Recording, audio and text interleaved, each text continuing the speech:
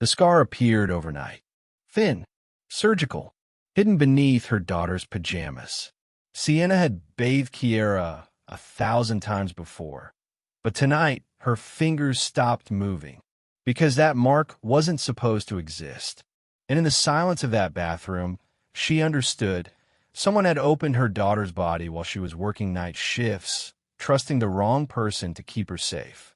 If stories like this matter to you, subscribe now, because once this starts, you won't want to miss the next one. Watch closely and tell me what you think at the end. Sienna's hands trembled as she traced the scar again, praying she was wrong, begging the universe for a different explanation. But nurses know scars. They know the difference between accidents and precision, between trauma and intent. This was deliberate.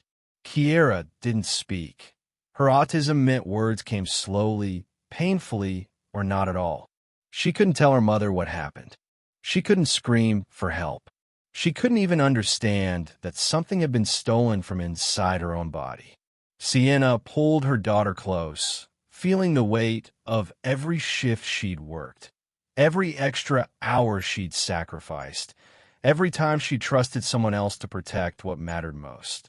The water in the tub had gone cold, but Sienna's blood was boiling. She lifted Kiera out gently, wrapped her in a towel, and whispered the only promise she could make. "Mommy's going to fix this." If you've ever trusted the wrong person, you know that sinking feeling. Subscribe now, because this story gets darker than you think, and 500 of you subscribing before New Year means we can bring you more stories that expose the truth others hide. 2 years ago, they were different. Not perfect, but whole. Sienna worked as a pediatric nurse at County General, rotating between day shifts and overnight coverage. The pay wasn't enough, but she never complained. She believed exhaustion was temporary and love was permanent. Her husband, Marcus, had been her high school sweetheart. Steady, reliable, the kind of man who remembered birthdays and fixed things before they broke. When Kiera was diagnosed at 3 years old, Marcus took it hard, but he adapted. Therapy appointments became his responsibility. School meetings, medication schedules. He became the stay-at-home parent, while Sienna worked doubles to cover the bills that insurance refused. They were managing, until Marcus's brother moved back to town. Donovan, smooth-talking, charming, always showing up with gifts for Kiera, stuffed animals, coloring books, candy she couldn't have because of her sensory issues. "You're working too hard," Donovan would say, placing a hand on Sienna's shoulder. "Let me help." And Sienna, exhausted, overwhelmed, drowning in medical debt, said yes. Donovan started staying over more often, watching Kiera when Marcus needed to run errands, helping with bedtime routines, becoming part of the family rhythm. Blood meant trust. Family meant safety. That was the lie Sienna believed. 3 weeks before the scar appeared, Sienna came home early from shift. The hospital had overstaffed. Her supervisor sent her home at midnight instead of 6 a.m. She didn't call ahead. She wanted to surprise Marcus with a few extra hours together. The house was quiet when she unlocked the door. Too quiet. Kiera should have been asleep, but Sienna heard movement upstairs. Low voices. The sound of a door closing quickly. She climbed the stairs slowly, her heart already knowing something was wrong, even though her brain refused to accept it. Kiera's bedroom door was cracked open. Donovan was inside, standing near the bed, buttoning his shirt. Marcus was in the hallway, pale-faced and frozen. "She had a nightmare," Donovan said smoothly. "I was just checking on her." But Kiera didn't have nightmares. She had meltdowns. Loud, physical, impossible to miss. And she was lying in bed, staring at the ceiling, silent in a way that felt wrong. Sienna didn't argue that night. She didn't scream or accuse. She waited, because nurses are trained to observe, to document, to gather evidence before drawing conclusions. She began watching everything. The way Marcus avoided eye contact, The way Donovan always volunteered to help with bath time. The way Kiera flinched when Donovan entered the room. Sienna started coming home at random times, checking Kiera's body for injuries, recording timestamps, taking photos, and 3 weeks later, she found the scar. Sienna didn't tell Marcus where she was going. At 7 a.m., she called in sick to work, dressed Kiera, and drove straight to the hospital. Not her hospital, a different one across town where no one knew her name or her shift schedule. She walked into the ER and said the words that made the nurse behind the desk stop typing. "My daughter has a scar I didn't authorize. I think someone performed surgery on her without my consent." The ER doctor was a woman in her 50s, sharp-eyed, no nonsense, the kind of person who'd seen too much to be shocked by anything. She examined Kiera in silence, her jaw tightening with every passing second. "When did you first notice this?" the doctor asked. "Last night. And you didn't authorize any procedures?" "None." The doctor stepped out of the room and returned with 2 nurses and a hospital administrator.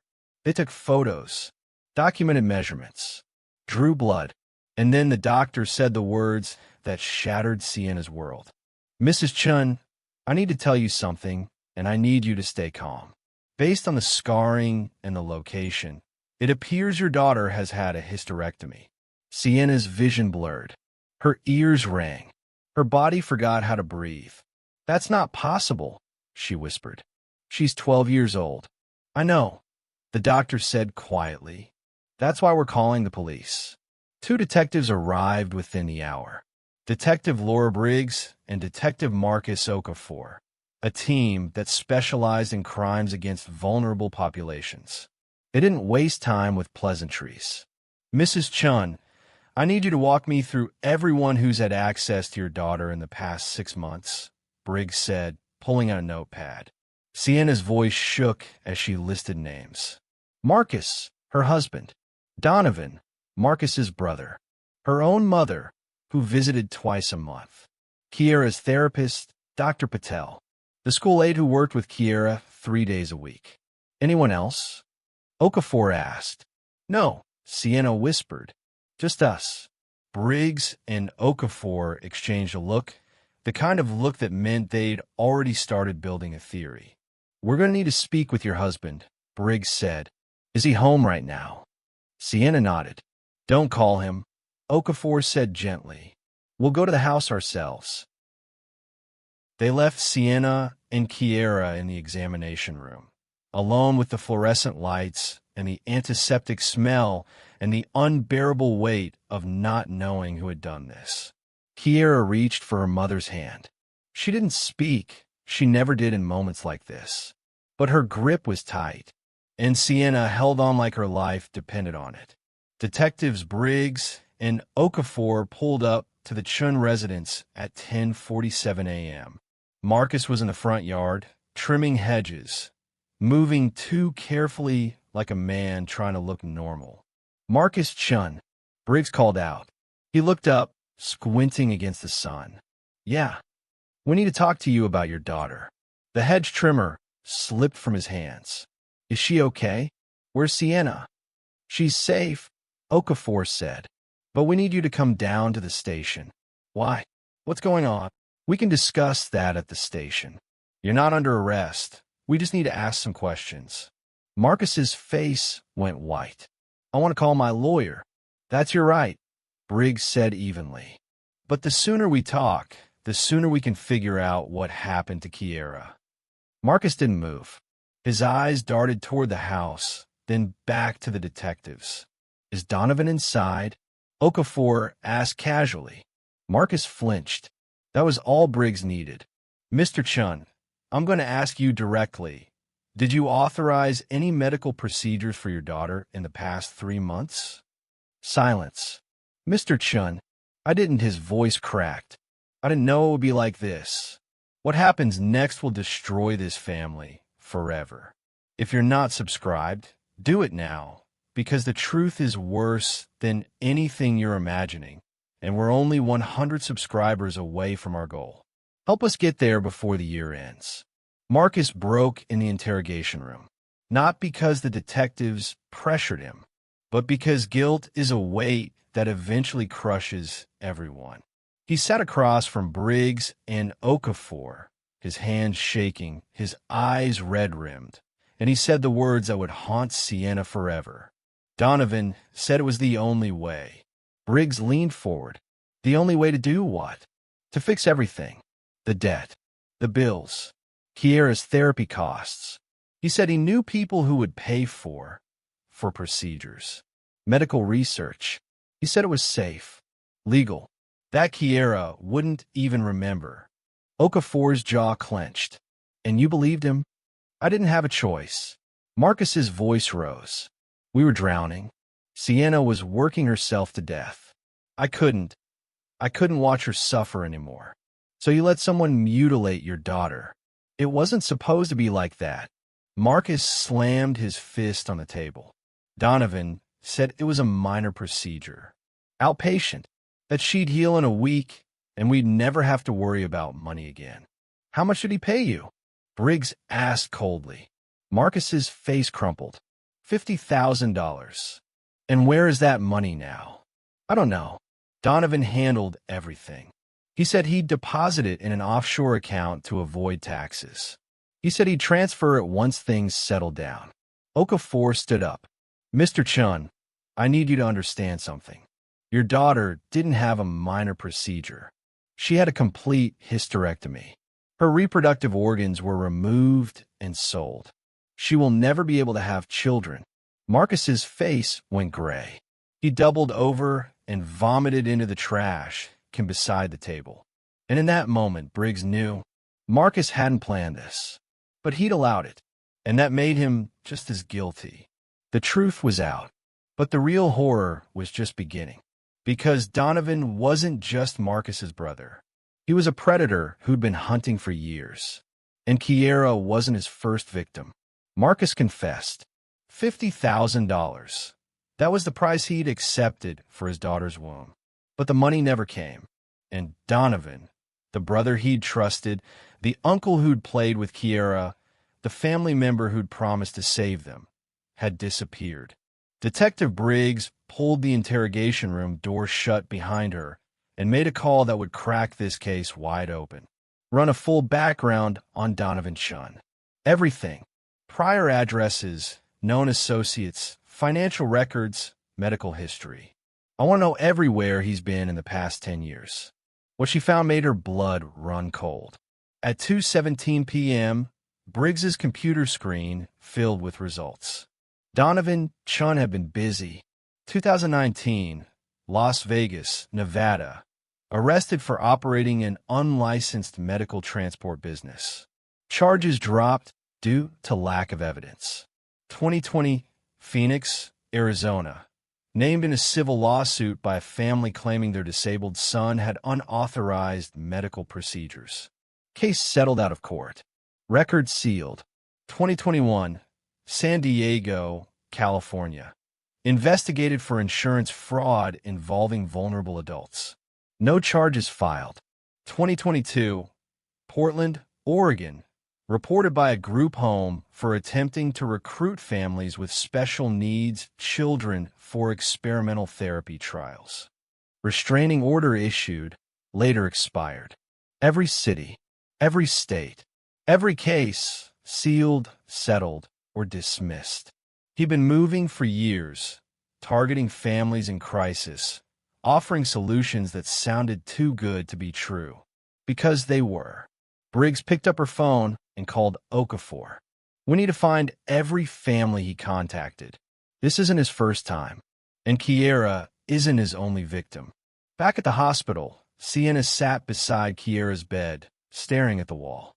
The doctor had sedated her daughter, not because she was in pain, but because the stress had triggered a meltdown so severe that Kiera had bitten through her own lip.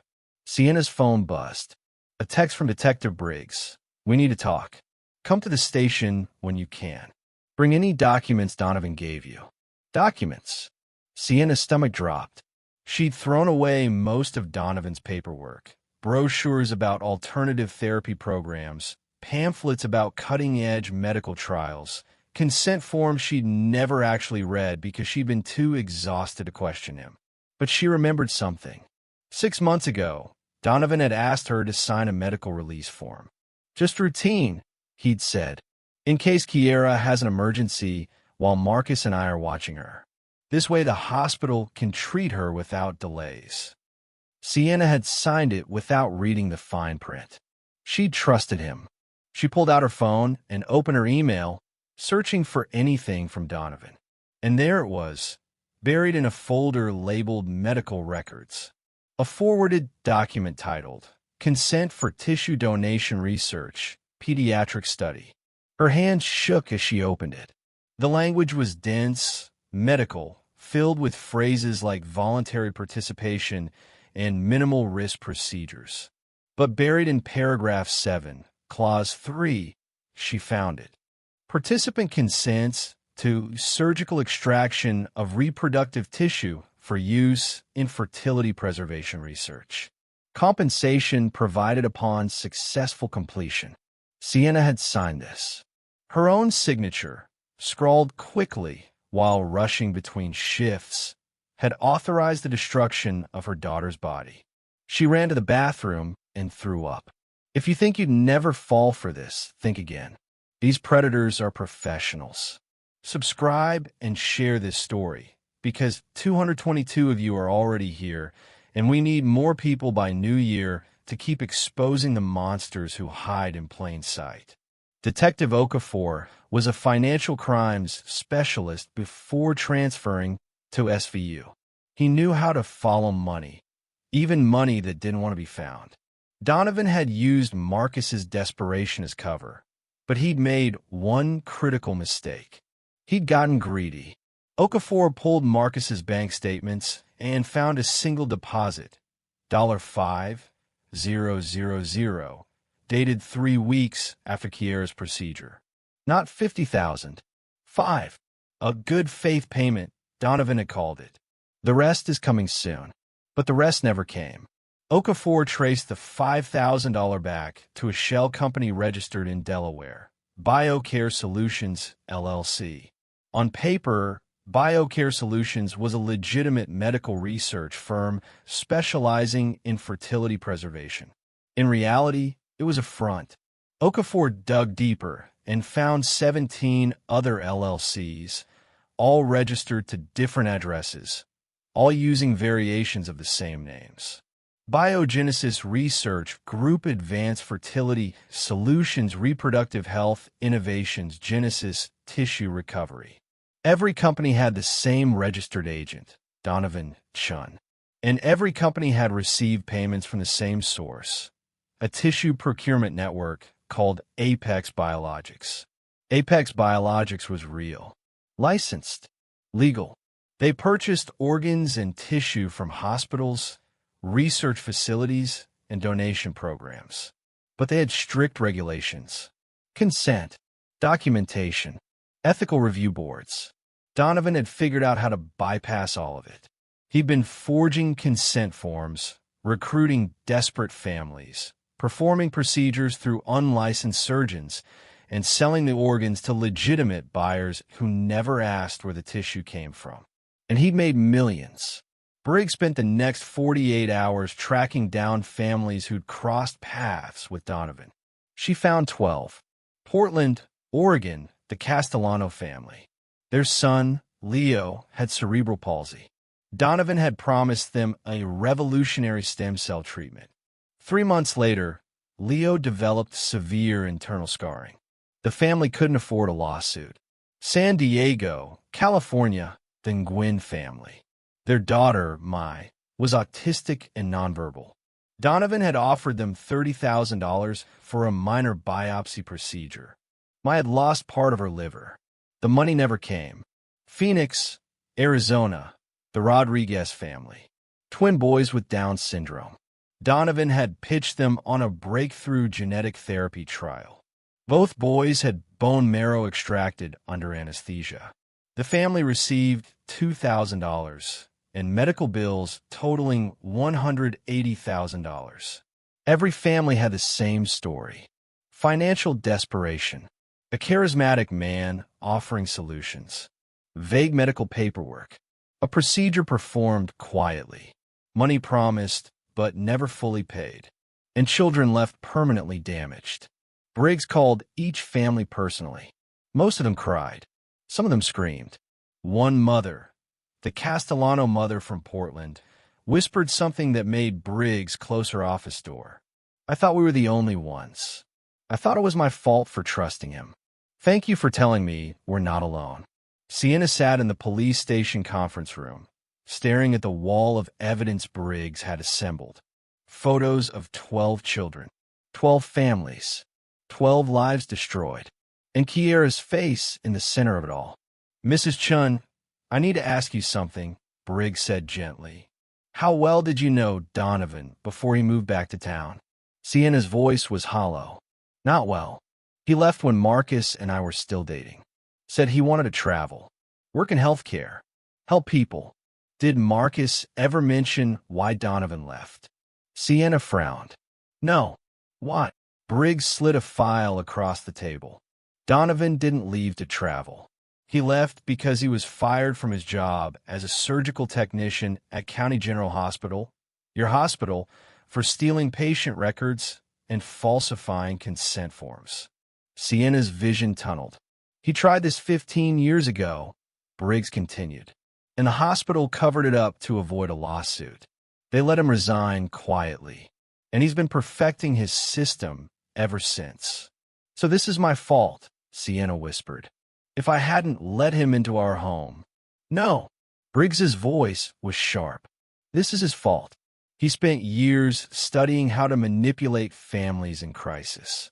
He targeted exhausted parents, vulnerable children, and people who trusted him because he was family.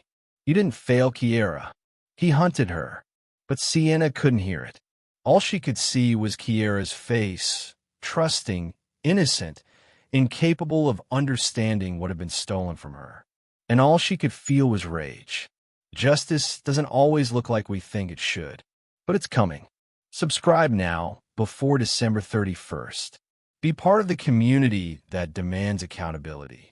Detective Okafor walked into Briggs's office at 11:43 p.m. I found him. Briggs looked up from her desk. Where? Mexico. Cabo San Lucas. He's been there for 3 weeks, living under the name Derek Morrison. How'd you find him? Okafor smirked. He got cocky. Posted on Instagram from a beachfront resort. Geotagged the location. Briggs grabbed her phone and called the district attorney. Within 2 hours, they had an arrest warrant. Within 6 hours, they had cooperation from Mexican authorities. Within 12 hours, Donovan was in custody. He didn't resist. He didn't run. He smiled at the officers like this was all a misunderstanding. Donovan sat in the interrogation room, wearing a linen shirt and designer sunglasses pushed up on his head. He looked tanned, relaxed, unbothered. Briggs walked in and dropped the file on the table. 12 families, 12 victims, 12 shattered lives. You've been busy, she said. Donovan leaned back in his chair. I want my lawyer. You'll get one. But first, I want you to look at these photos. She spread them across the table. Kiera, Leo, the Rodriguez twins, 8 others. These are children, Briggs said quietly. Vulnerable children. And you sold their bodies like spare parts. Donovan didn't flinch. I helped families in need. I connected them with medical opportunities they couldn't afford otherwise. You mutilated kids for profit. I provided solutions. Those families were desperate. I gave them hope. You gave them trauma. Donovan shrugged. Everyone made choices. I didn't force anyone. Briggs leaned forward. You forged consent forms. You lied about compensation. You performed illegal surgeries through unlicensed physicians. And you destroyed lives. Prove it. Briggs smiled, cold, sharp, satisfied. We already did. 12 families. 17 shell companies. 4 unlicensed surgeons who are flipping on you right now to save themselves. Apex Biologics is cooperating fully. And your brother? He's testifying against you. Donovan's smile faltered. Marcus hates you, Briggs continued. He's ready to tell a jury exactly how you manipulated him, lied to him, and used his daughter as product. You're not walking away from this. Donovan's jaw tightened. For the first time, he looked scared. How many? Briggs asked. How many kids did you hurt before we caught you?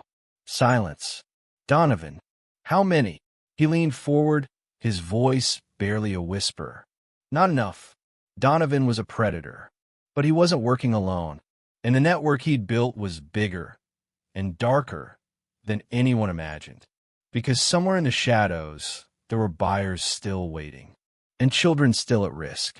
Donovan smiled in the interrogation room and said the words that would haunt everyone who heard them. Not enough. Not enough victims. Not enough surgeries. Not enough profit. He wasn't confessing. He was bragging. And Detective Briggs realized something terrifying. Donovan wasn't the mastermind. He was a recruiter. Somewhere above him, someone else was running the operation. Someone with medical licenses, legal access, and enough power to make evidence disappear. The question wasn't just who hurt these children. It was who protected the people who did. Briggs spent 72 hours buried in financial records, corporate filings, and email chains seized from Donovan's laptop. What she found rewrote everything. Apex Biologics, the tissue procurement company Donovan had sold to, wasn't just a buyer. They were partners. Buried in encrypted emails, Briggs found correspondence between Donovan and an Apex executive named Dr. Vincent Harlow. Subject: new inventory, high-demand cases. Vincent secured 3 new candidates this quarter. All pre-screened, consent documentation prepared. 2 liver donations, 1 reproductive. Families are financially motivated and unlikely to pursue legal action. Delivery timeline: 6 to 8 weeks. Payment terms as discussed. D. Dr. Harlow's response was clinical, cold, and damning. Approved. Prioritize reproductive tissue. Current buyer offering 3x standard rate. Ensure documentation is bulletproof. No repeat of the Phoenix situation. Briggs read the email 3 times. Phoenix situation. The Rodriguez twins. Apex knew the procedures were illegal. They knew families were being manipulated. And they didn't care because the profit margin was too high. She forwarded everything to the FBI. Within 6 hours, federal agents raided Apex Biologics headquarters in Atlanta. Within 12 hours, Dr. Vincent Harlow was arrested at his home in Buckhead. Within 24 hours, the entire executive team was in custody. But Briggs wasn't done, because the emails mentioned buyers, plural, and one name kept appearing in the encrypted threads: Dr. Eleanor Voss. Dr. Eleanor Voss was a fertility specialist with a flawless reputation. Board certified, Ivy League educated, published in every major medical journal. She ran a private fertility clinic in San Francisco that catered to wealthy clients, celebrities, tech executives, people willing to pay 6 figures for the promise of a biological child. What her clients didn't know was where the tissue came from. Briggs obtained a warrant and searched Dr. Voss's clinic at 4:47 a.m. What they found in the basement freezers made seasoned federal agents walk out of the room to vomit. 17 cryopreserved organs, labeled by age, tissue type, and genetic markers. No names, no donor records, no consent forms, just inventory codes. Kiera's womb was labeled UV 2409F12. UV stood for uncomplicated viable. The number was her processing date. F12 meant she was the 12th female donor that year. Dr. Voss had been buying black market organs for 3 years. She'd implanted stolen tissue into 47 patients. 47 wealthy couples now had children, biological children, born from organs harvested from vulnerable kids who couldn't consent, couldn't understand, and couldn't fight back. And Dr. Voss had made $14 million. The FBI wanted Sienna to testify. A federal trial, national media coverage, the chance to expose the entire network and put these monsters away for life. But testifying meant reliving the trauma. It meant putting Kiera's face on every news channel. It meant standing in a courtroom while defense attorneys argued that Sienna had signed consent forms, that she'd been negligent, that she'd failed to protect her own daughter. Sienna sat in Detective Briggs's office, staring at the subpoena.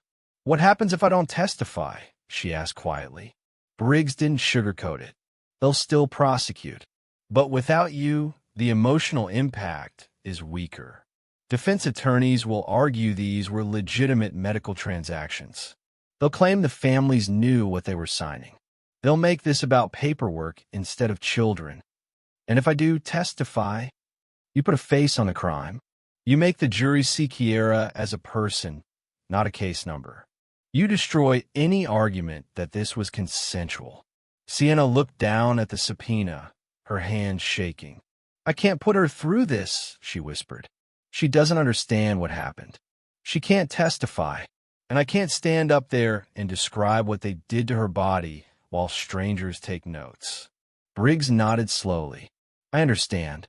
But then Sienna looked up, and her eyes were different. Harder, colder, decided. "I'll testify," she said. "Not for me, not even for Kiera, for the other 11 families, for the kids who are still out there, still at risk. Someone has to stand up and say their names. This is what courage looks like. Not revenge, accountability. Subscribe if you believe survivors deserve justice. We're at 468 subscribers, 32 away from our goal. Be one of the voices that says, never again. The trial lasted 6 weeks.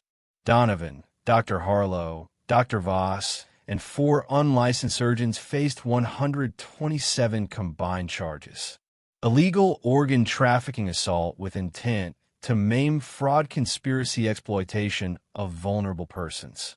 The prosecution built an airtight case. Financial records, encrypted emails, testimony from 12 families, forensic evidence linking every procedure to Donovan's network. But the defense fought back hard. They argued the families had signed consent forms.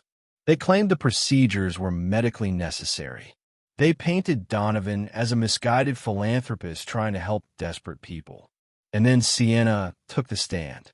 She wore a simple black dress. No makeup. No jewelry. She looked like exactly what she was, a mother who'd lost everything. The prosecutor asked her one question.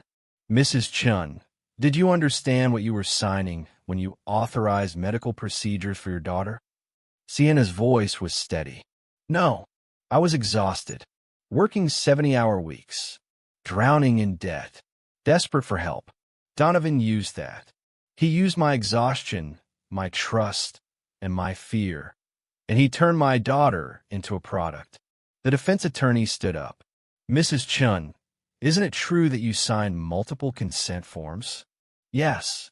"And isn't it true that you never read them?" "Yes." "So you took no responsibility for understanding what you were authorizing?" Sienna looked directly at the jury. "I trusted my family. I trusted a man who played with my daughter, who ate dinner at my table, who called me sister. That's not negligence. That's manipulation.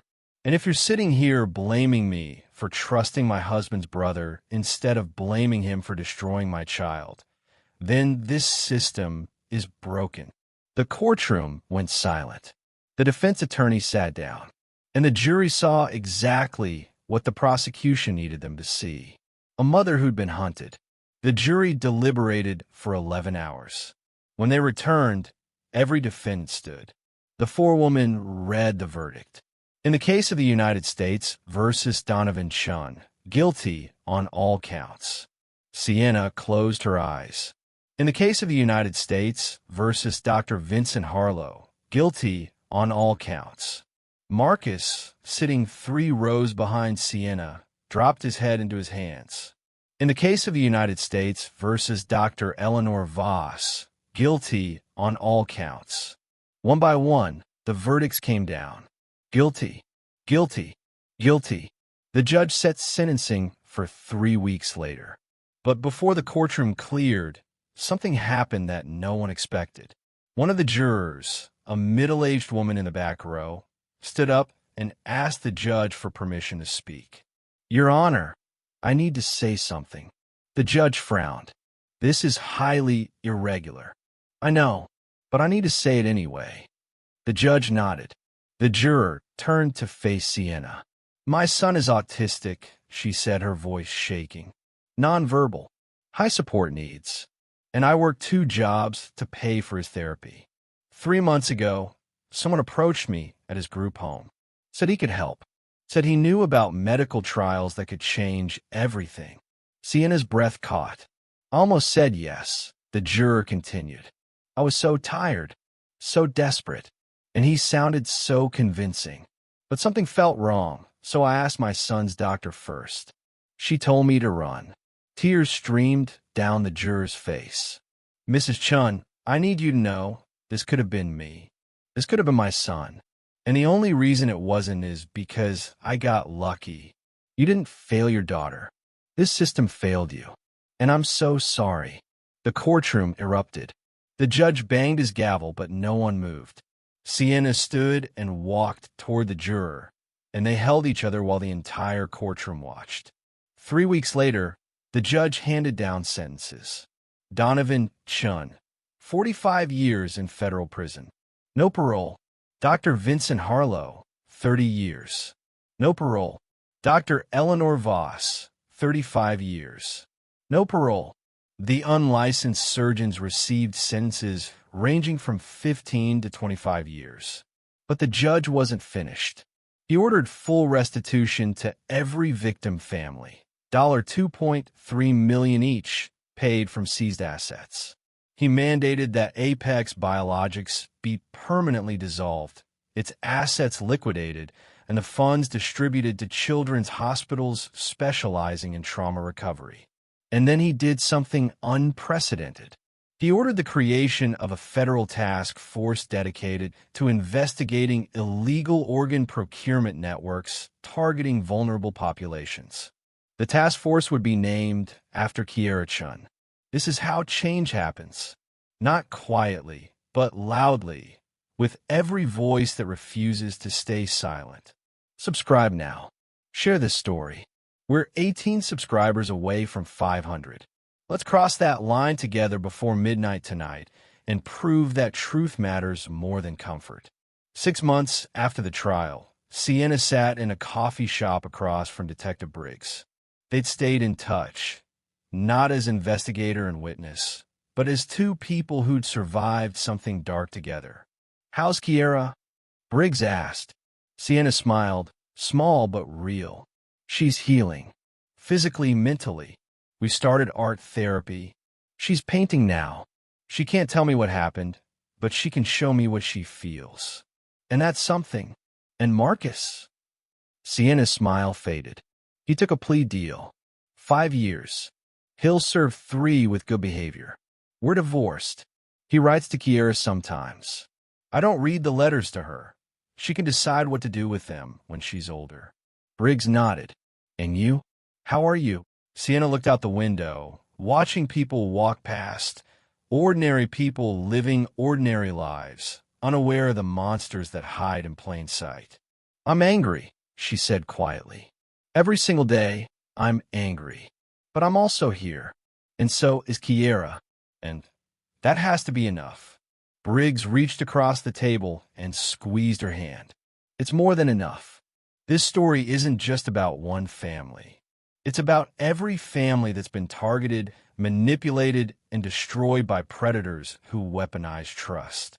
It's about systems that fail to protect the most vulnerable. It's about the courage it takes to stand up and say, this will not happen again. Kiera Chun will never have children. She will carry the scars of this crime for the rest of her life. But because her mother refused to stay silent, 12 other families found justice. Because Detective Briggs refused to stop digging, an entire criminal network was dismantled. And because one juror had the courage to speak up, the system began to change. Justice doesn't erase trauma, but it proves that some things are worth fighting for. And sometimes, just sometimes, the good guys win. 2 years later, the Kiera Chin Task Force made its first major arrest. A network operating across 6 states, targeting immigrant families with disabled children. 17 victims recovered. 3 buyers identified. 4 surgeons arrested. And at the press conference, standing beside the FBI director was Sienna Chun. She didn't smile. She didn't celebrate. She simply said, "This is what happens when we stop being silent." And somewhere, in a quiet house with art covering the walls, Kiera painted. She painted flowers, and mountains, and skies so bright they hurt to look at. She painted a future that had almost been stolen, but survived. If this story moved you, don't just close the tab. Subscribe. Share it. Comment below with one word that described how you feel right now. Because predators count on silence, and we refuse to give them that power. We're True Crime Files HQ, and we tell the stories that matter. See you in the next one. Stay safe, stay vigilant, and never stop asking questions.